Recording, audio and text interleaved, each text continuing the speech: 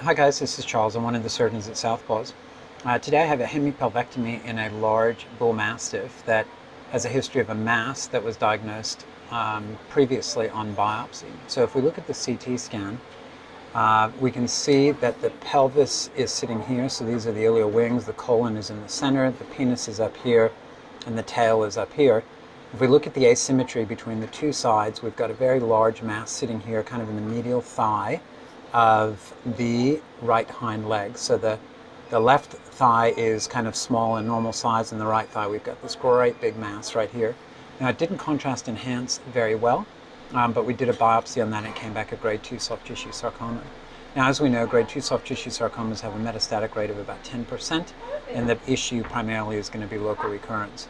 Now the problem with this is that we can't get away with a simple mass removal because of the proximity to the femoral nerve and other important structures like the wing of the ilium. And so we really have to do an amputation, and an amputation by itself is not going to be enough. So in fact, we're going to have to do a hemipelvectomy.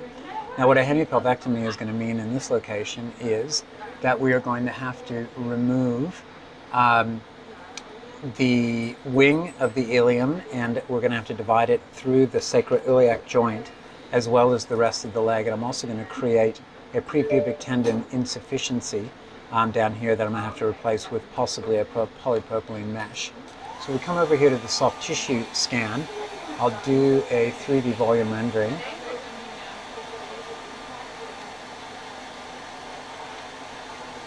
And so we'll be able to see that thigh. And so if we look just completely grossly, comparing the left hind leg to the right hind leg, you can see that the right hind leg is much thicker than the left hind leg.